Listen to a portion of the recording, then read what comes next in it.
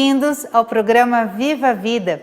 Estamos agora em 2021 e nós precisamos ter esperança e perspectivas para as nossas vidas, principalmente quando nós tratamos de empresas. E por conta disso, hoje eu vou receber o Frederico Leal. Ele é Master Training e ele tem muito para nos contar, nos ajudar, nos informar, compartilhar conosco o conhecimento único que ele tem. Eu agradeço aqui aos nossos parceiros de trabalho, a SG Design e Estética, a Goldfinger Ótica e Joalheria, ao Dr. Olavo Costa, cirurgião dentista, responsável aqui pelo meu sorriso, e ao Estúdio Dona Isabel Rego, responsável pelo nosso cabelo e maquiagem, manicure, que hoje nós estamos aqui. Um grande beijo para a Marcinha, para a Isabel, para o Joel. Beijo para vocês. E agora vamos receber o nosso convidado de hoje. Por favor, Frederico, se aproxime. Olá, agora Virgínia. É tudo assim, né? Agora de é assim, longe, né? respeitando o isolamento social. Prazer estar aqui Por com favor. você mais uma vez, obrigado. É sempre uma honra recebê-lo. Eu sei que você tem muito conhecimento aí na área do interrelacionamento entre as pessoas, entre os líderes e seus empregados, entre os empresários e aqueles que comandam na sua empresa, né? Mas eu vejo que as pessoas erram ou confundem quando pensam no que irão fazer no próximo ano. A gente já está em 2021 e precisamos saber o que aplicar nesse ano que está começando. Com certeza. Como é que funciona isso, Frederico? Então, na realidade, as pessoas, Virgínia, elas fazem um pouquinho de confusão quando chega no final do ano, né? Elas fazem as promessas de final de ano.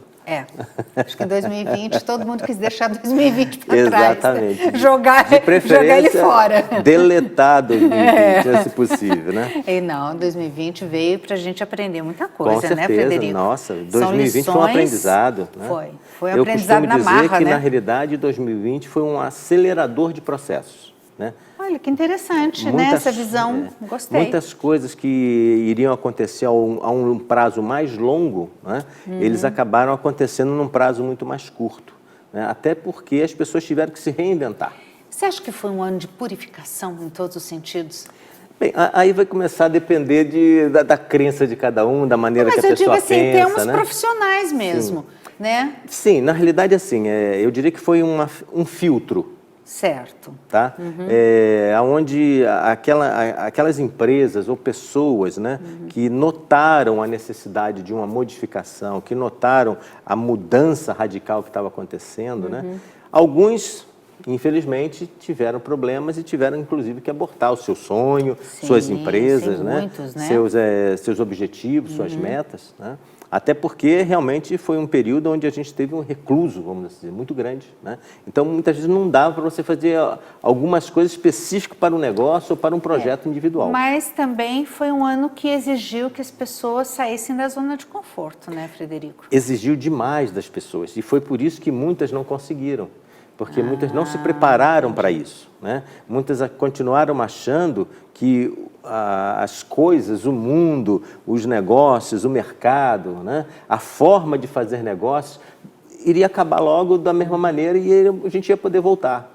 Mas a gente está vendo que não foi assim, né? E aquelas pessoas que se prepararam melhor, aquelas pessoas que souberam trabalhar a gestão da mudança em si, tiveram resultados fantásticos. É como o home office, né? O home office, eu acho que ele não acaba mais. Inclusive, as empresas descobriram que podem economizar, né? Sim. Eu vou contar para você uma história que vai acabar achando que é brincadeira, mas em 1990, eu trabalhava numa empresa que já tinha o conceito de home office, só para você ter uma ideia. Olha, que interessante. Então, isso, Mas era uma empresa multinacional. Era uma multinacional. Né? Ela me comprou um computador, comprou uma secretária eletrônica, a tecnologia que tinha de melhor na época, né? Me colocou em casa, né? E eu passei a trabalhar, né, e só aparecia na empresa uma vez por semana, quando aparecia, né, e fazia os relatórios no final do mês de todos os projetos que a gente tinha levantado. Você era funcionário da empresa? Eu era funcionário da empresa. Gente, né? que fantástico. Com isso, a empresa teve uma economia muito grande na parte de gastos, né? Mas, naquela época, o contexto era um pouquinho diferente que a empresa estava. Não era por uma situação que nós tivemos que nem essa. De né? necessidade. Exato. O problema ela estava dela... inovando Exatamente. sem necessidade Porque premente. ela tinha um imóvel muito grande e ela queria reduzir esse imóvel. Tá? Entendi. Então, o contexto foi dela e não do mercado como um todo. Né? Agora, o que as empresas hoje, né, precisam se preocupar para estabelecer as suas metas agora para 2021?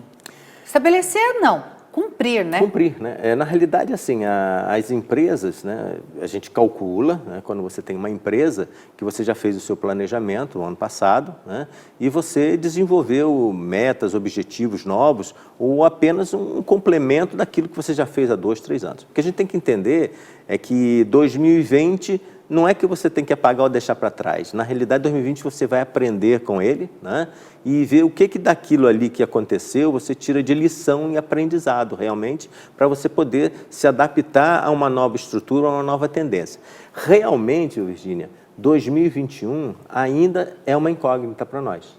É verdade. Porque nós temos uma série de situações que a gente não sabe como vai acontecer. Mas as pessoas já se reciclaram, né? Essa é outra questão, né?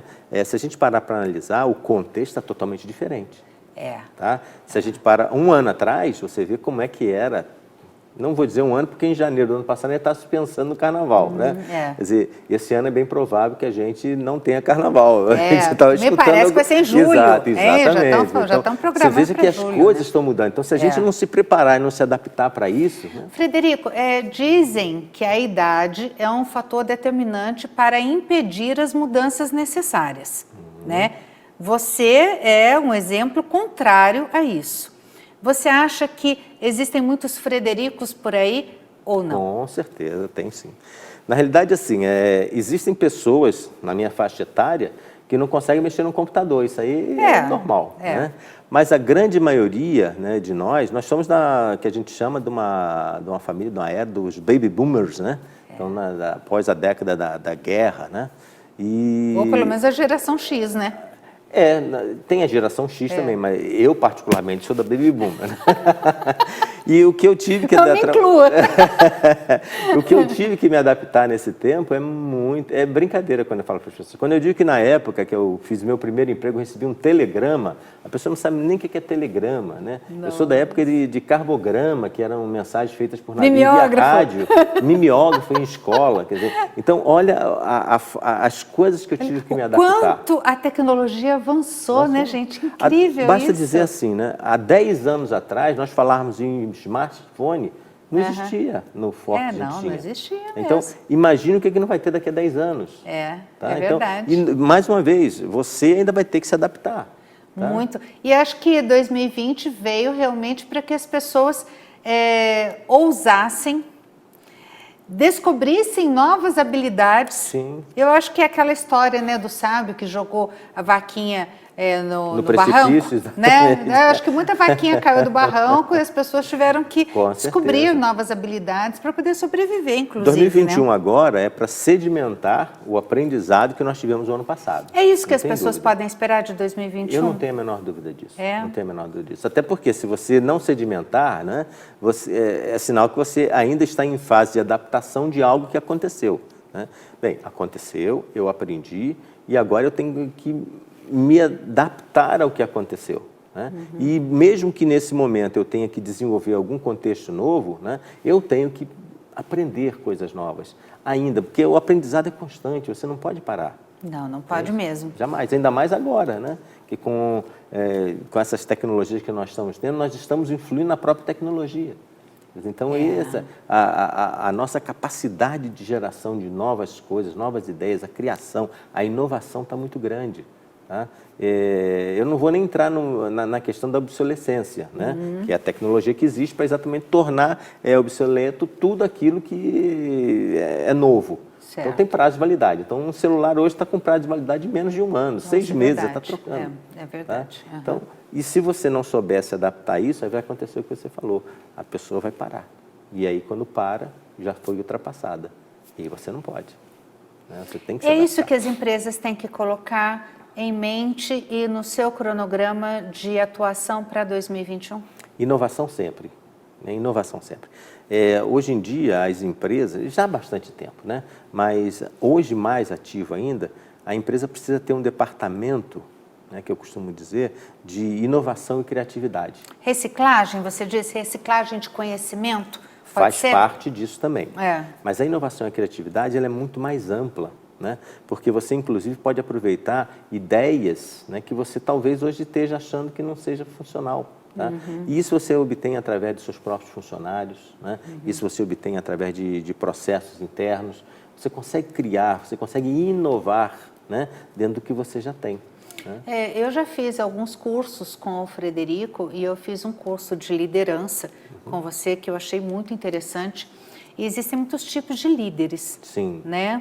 Eu não me lembro pontualmente quais são. Né? Você na podia realidade, discorrer assim, um pouquinho isso para a gente. Vai depender um pouco. O que é esse tipo, eu quero entender assim, esses tipos de líderes, como eles estão fazendo para se adaptar agora a essas mudanças, a esse tempo atual e o que provavelmente eles aprenderam em 2020 e estão levando para 2021. Então vamos lá. Existem alguns estudos, né? E em cima dos estudos que esses pesquisadores fazem, eles estabelecem alguns parâmetros, né? E desenvolvem 1, 2, 3, 4, 5. Existe um estudo que tem até 7 tipos de líderes, né? Nossa. Mas eu gosto de focar no tradicional 3. Certo. São 3 líderes que eu acho que ele consegue englobar toda a existência de liderança que a gente tem dentro de empresas, dentro de relacionamento, dentro de família, né? No contexto social, que seria o líder autocrático, o líder democrático e o líder liberal. São 3 tipos de liderança. Né? Assim, resumindo sobre cada Exato. Quando você começa a estruturar outros tipos de liderança, você tira um pouquinho de um, coloca em Dá uma cima de misturadinha, aqui, né? algumas características a mais em cima de um foco que ele dá. E o que é o autocrático? O autocrático é aquele líder que normalmente toma as decisões, né, por ele mesmo. Ele tem, por princípio básico, aí a gente tem que deixar bem claro, né? Cada pessoa tem um estilo próprio e preferencial de atuação na sua liderança. Tá? Só que ela pode trabalhar dentro dos outros estilos também. Isso é uma questão. Ela pode ser de maleável, escolha, de pode ser acordo. flexível à vontade. Ela pode, na verdade, navegar conforme o mar. E digo mais, assim? o líder real, ele tem que saber navegar nos 3. Essa que é a verdade. característica, né? Por quê? Porque, na realidade, a sua liderança vai depender, inclusive, da sua equipe e dos liderados que você tem. Existem pessoas, né, que não se adaptam com um tipo autocrático 24 horas por dia. Sim. Da mesma forma, tem pessoas que não se adaptam a um líder liberal 24 horas por dia. O líder liberal é aquele que delega? Não. O líder autocrático também pode delegar. O democrático pode delegar. O liberal pode delegar. A questão do líder liberal é que ele é mais aplicado quando você tem uma equipe e pessoas que a gente chama com alto grau de confiabilidade, de competência. Experts no assunto. Eu classifico ele como outstanding. Tá? Então, são funcionários outstanding. Quando tem funcionários com aquele tipo assim, olha, a meta é tal, a gente precisa disso aqui entregue para o cliente tal. Pode deixar na mão dele que vai acontecer. O líder liberal, então, confia na sua equipe. Mas para ele confiar, ele tem que ter uma equipe que a gente chama uma equipe outstanding também. Você não pode, por exemplo, um funcionário que você acabou de contratar, um funcionário que você mudou de uma função, deixar ele trabalhar do jeito que ele queira. Quiser, não. Estabelecer uma meta, até porque você ainda não conhece ele. Então, o liberal ele tem essas características. Por outro lado, existem alguns líderes liberais que eles delegam demais e acabam delargando. É verdade. Aí é complicado. Tá? E o democrático? O democrático é aquele que ele trabalha dentro de um contexto sempre onde a equipe trabalha em conjunto para estabelecimento de metas, para cobrança de resultados. A própria equipe cobra resultados dos seus colaboradores. Então, a equipe ela desenvolve muito bem quando ela sabe o que cada um tem a sua competência. E em cima disso, o que eles fazem? Eles selecionam eles mesmos quem é o melhor para fazer determinadas atividades. Muito então, bom. Isso, o democrático, ele trabalha bem, né? Mas também a equipe tem que saber trabalhar dessa forma.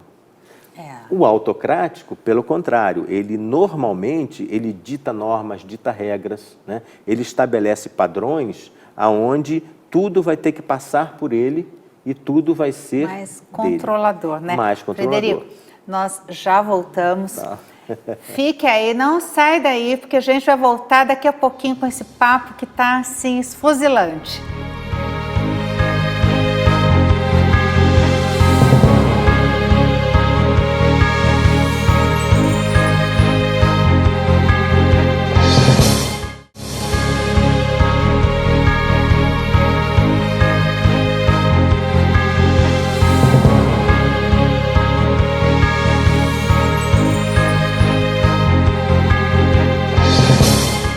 Eu estou aqui com o Frederico Leal, ele é um amigo querido, já fiz muitos cursos de treinamento com ele, depois a gente vai conversar um pouquinho sobre isso.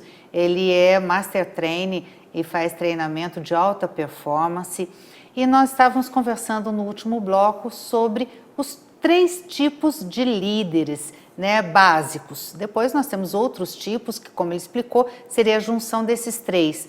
Mas o autocrático, o liberal e o democrático que ficaria em tese ali entre os 2. E paramos no democrático.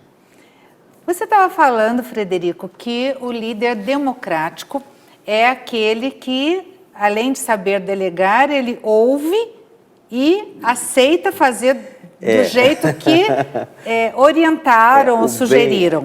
O bem comum, né, vale mais do que o bem único dele. Né? Entendi. Então, e isso é uma coisa muito interessante, né? A gente estava comentando. O autocrático, ele também ouve. O grande problema é que ele ouve, né, mas só vale o que ele está querendo. Então, o chefe autocrático é o chamado chefe? Ele não é líder, Agora, ele é chefe? Então, vamos lá. Existe uma diferença na questão de cargo e atitudes. Certo. Cargo de chefe não tem problema algum. Certo. Pode ter líder, pode ter o que for. Uhum. Agora, atitude de chefe é que a gente tem que evitar.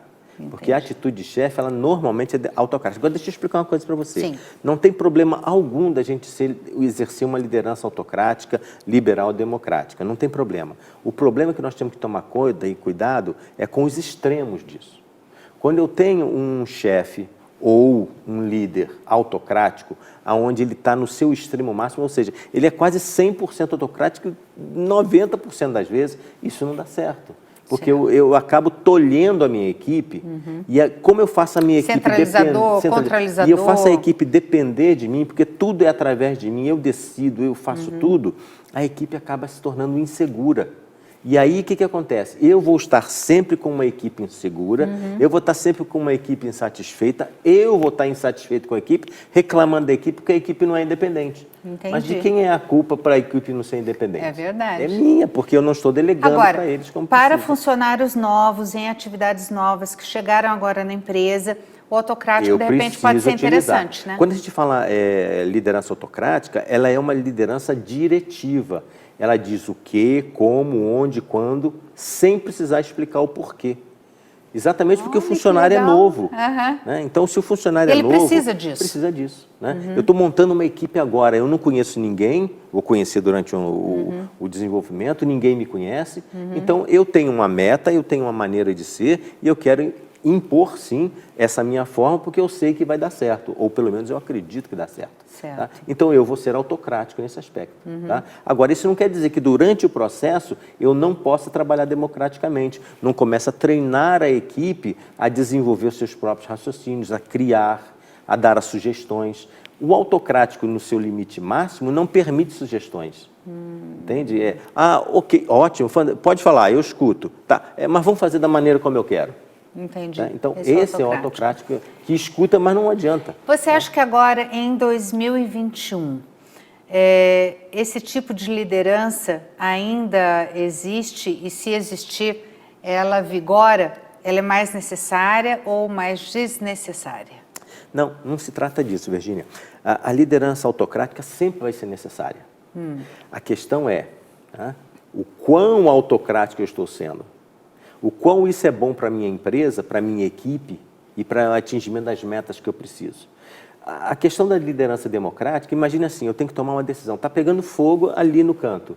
eu vou sentar com a minha equipe para decidir o que vai fazer aquilo? Não, eu já chego dizendo o que eu tenho que fazer. Entendi. Então, a liderança autocrática, ela é diretiva. Certo. No seu excesso, ela acaba, às entender. vezes, sendo ditatorial. É. E é isso que eu tenho que evitar.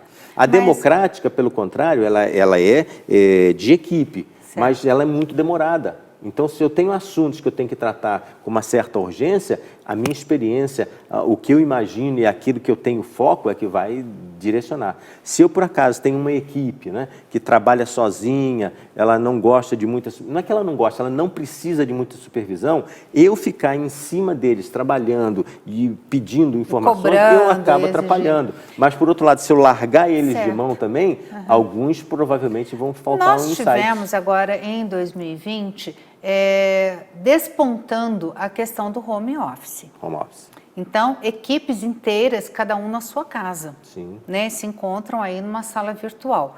Como é que funciona essa liderança? Então, na realidade, aí nós temos dois problemas. O do líder e do Adoro liderado. resolver problemas, gente. O do líder e liderado. Por quê? Porque o líder ele vai ter que aprender a trabalhar à distância. Certo. Aí ele não tá no olho, mas não é a mesma coisa. Sim. Né? O feeling é diferente, né?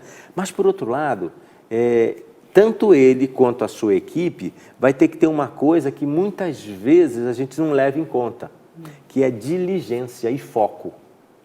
Ai, olha que Tá? legal. Por que isso? Porque quando você está trabalhando no escritório, sob a supervisão e o contexto da empresa, você sabe o que você está fazendo ali, você sabe onde está, você sabe que tem um chefe que está te cobrando. Então, o contexto é de empresa.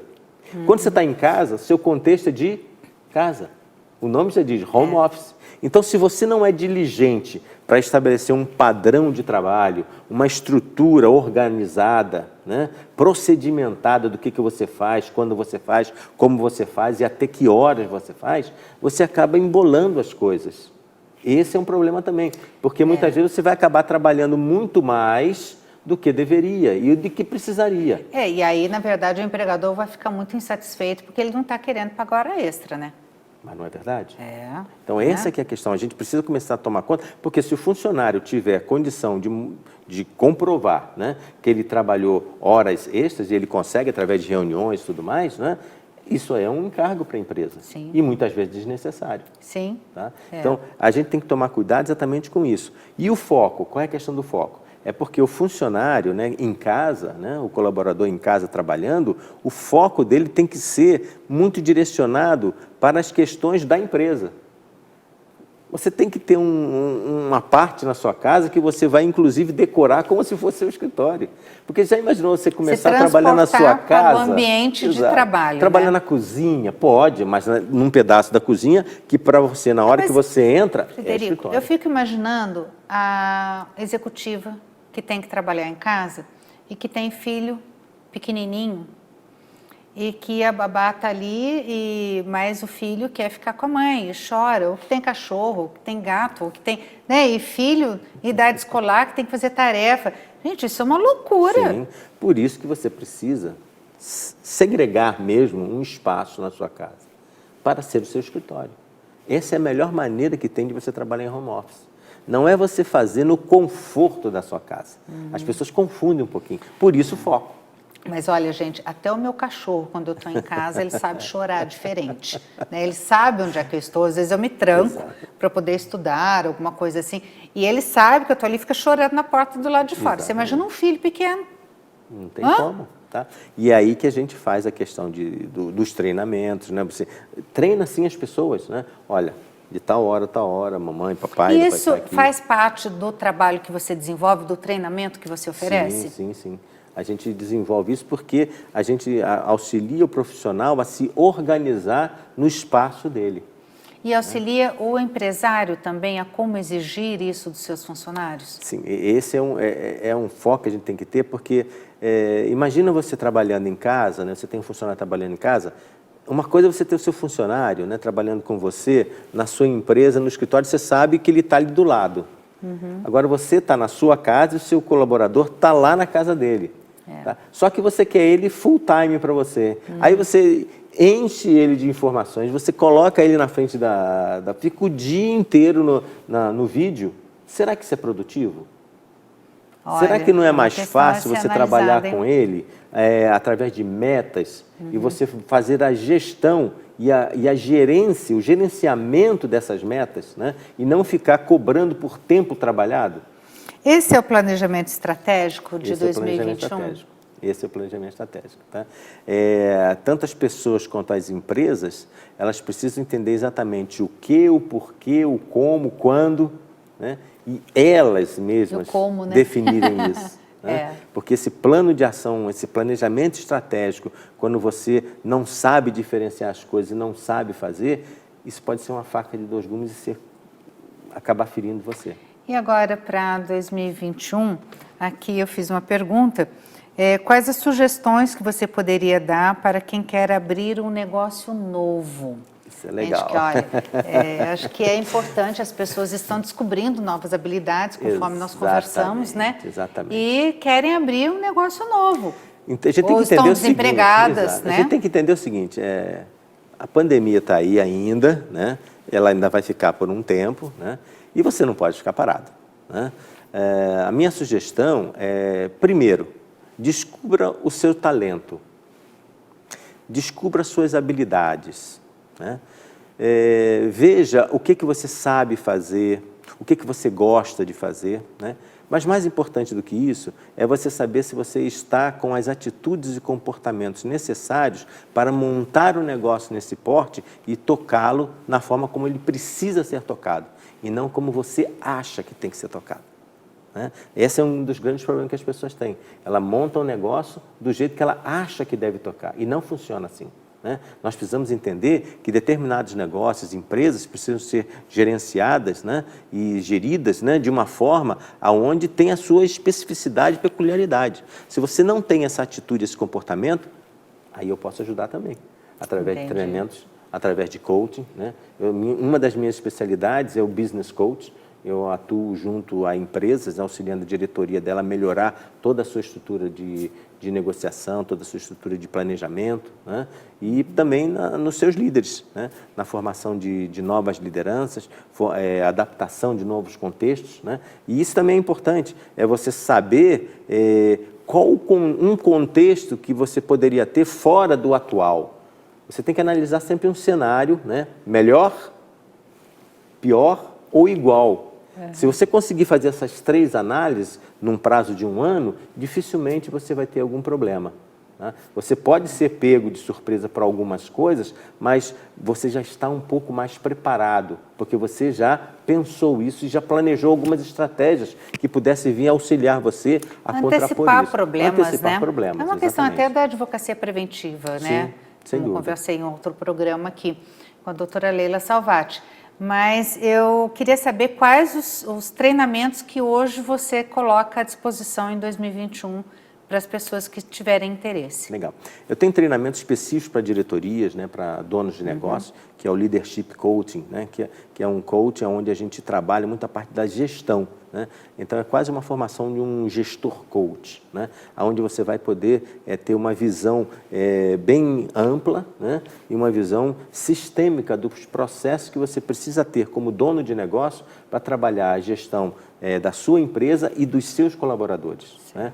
Nós trabalhamos também na parte de coach de equipes, né? Onde a gente desenvolve estruturas para melhoria de resposta dos funcionários para a sua liderança. Nós trabalhamos também treinamentos de liderança, né? Para melhoria de competência. Temos treinamentos na área de negociação e vendas. Coach financeiro, né? Não é coach de investimentos, é diferente, né? É como eu posso auxiliar você a cuidar melhor das suas finanças. Quer dizer, então, são outros treinamentos que a gente também desenvolve. E, de repente, eu posso também desenvolver algum treinamento focado na sua necessidade da sua empresa. Perfeito. Tá? Frederico, muito obrigado pela sua participação aqui no programa, por compartilhar conosco esse conhecimento vasto que você tem. Agradeço. Eu convido você a acompanhar o próximo bloco. Nós vamos responder algumas perguntas dos internautas sobre um outro assunto, que é uso capião. Não sai daí, a gente já volta.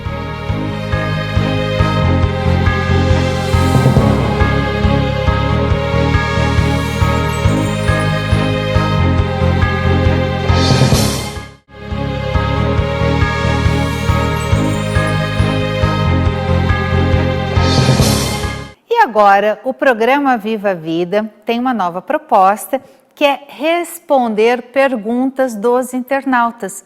Então, eu já convido você que está aí nos assistindo a se inscrever no nosso canal do YouTube, Programa Viva a Vida com Virgínia Machado. Tem que colocar tudo isso, porque Programa Viva a Vida tem um monte, Viva a Vida tem um monte, tá?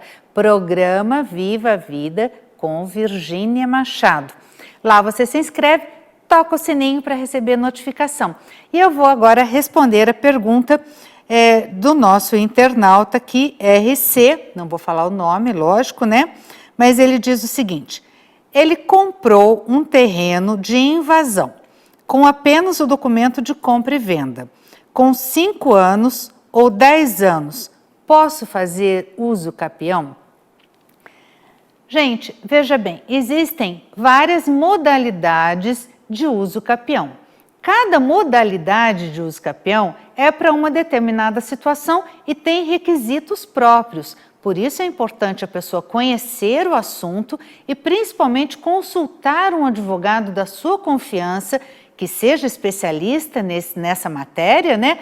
Ou então a Defensoria Pública da sua cidade, caso você não tenha recursos para contratar um advogado particular. Mas a uso capião de 5 ou 10 anos, aqui não serve para a invasão. Por quê? 5 anos, a uso capião ela pode ser aquela especial que é lá da Constituição, que seria, por exemplo, para imóveis urbanos ou rurais, mas vamos falar do imóvel urbano, que tenha até 250 metros quadrados apenas, que a pessoa use esse imóvel como uma finalidade social para a moradia da sua família, por exemplo, né, e faça uso desse imóvel para viver realmente.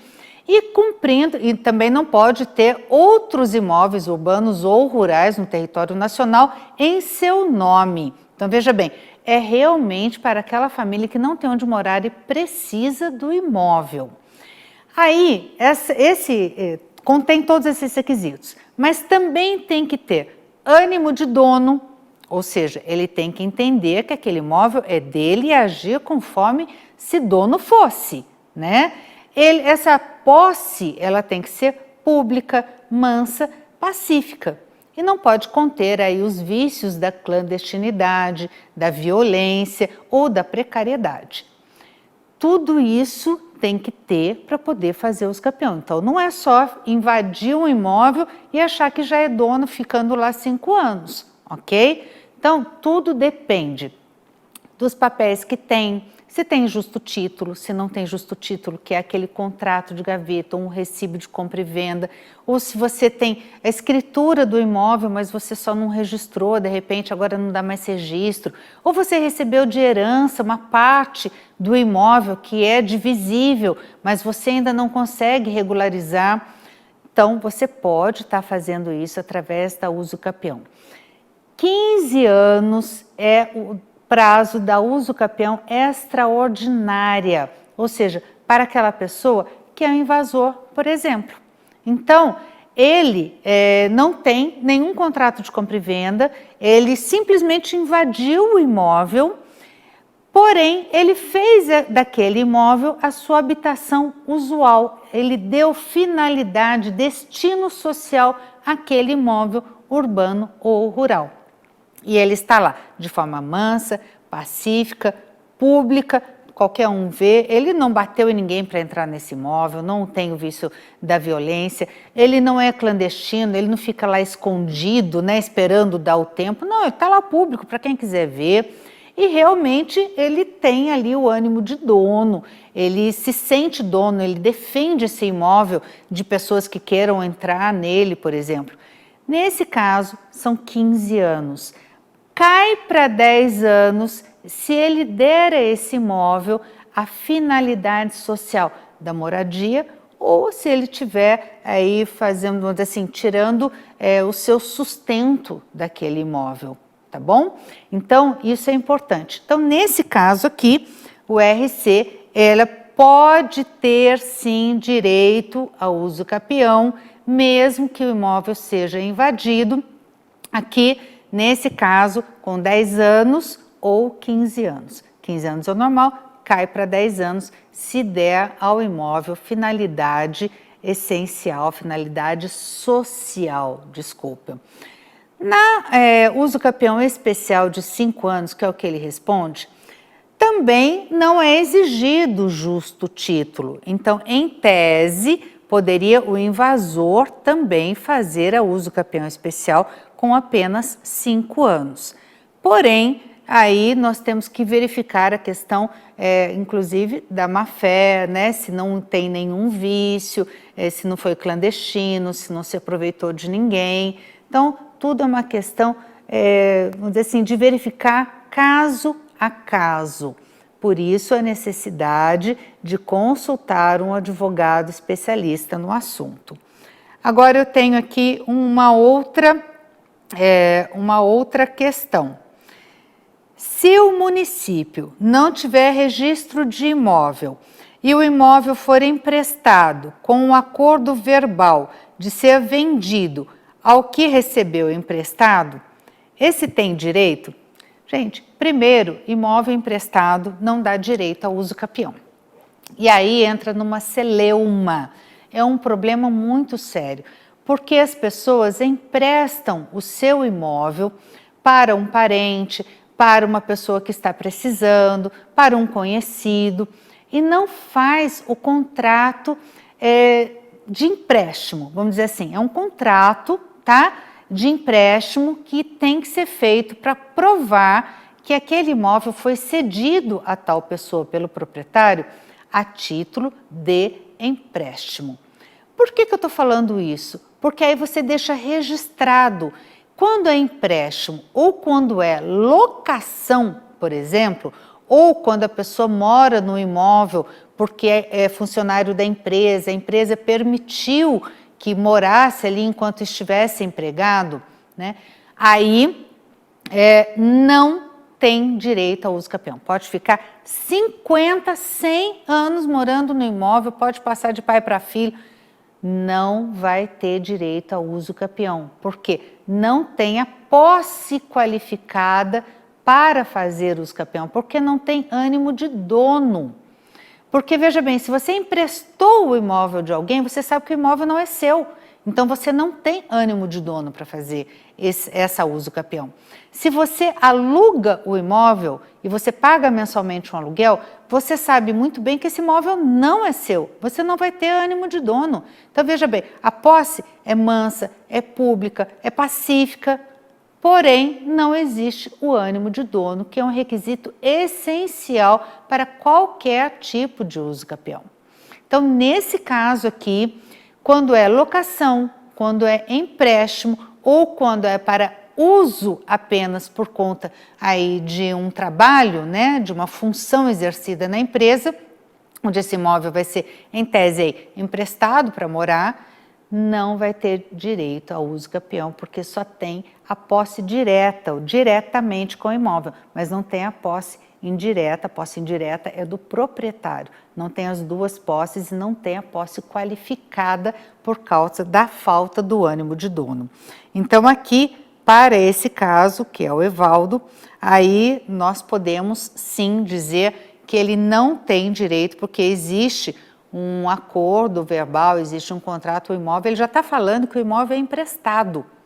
Se ele já sabe que o imóvel é emprestado, ele já sabe que não é dono. E quem tem a posse que não sabe, né? Vamos dizer, quem já tem a posse e sabe que não é dono, essa posse pode durar 100 anos que não vai ter direito. Aqui um elogio, obrigada para o Renato, parabéns, gostei da sua explanação, objetivas, mas não superficial. Vou me inscrever no seu canal e aguardar outros assuntos. Obrigada, Renato. Aqui, outro também, obrigada, seus esclarecimentos me foram de muita serventia. Aqui outro caso, há algum perigo quando alugamos um imóvel com contrato? O que eu acabei de falar, se você aluga um imóvel com contrato, esse contrato é a prova de que a pessoa nunca vai ter direito aí ao ânimo de dono, tá bom? E uma última pergunta aqui, se tem que pagar IPTU para poder fazer a uso capião? Não, não precisa pagar IPTU para fazer uso capião, tá bom? Isso é vamos dizer assim, é uma lenda. Não há necessidade, é só provar. É que quem é dono paga IPTU, não é verdade? Mas não é requisito essencial para fazer uso capião. O uso capião serve para quê?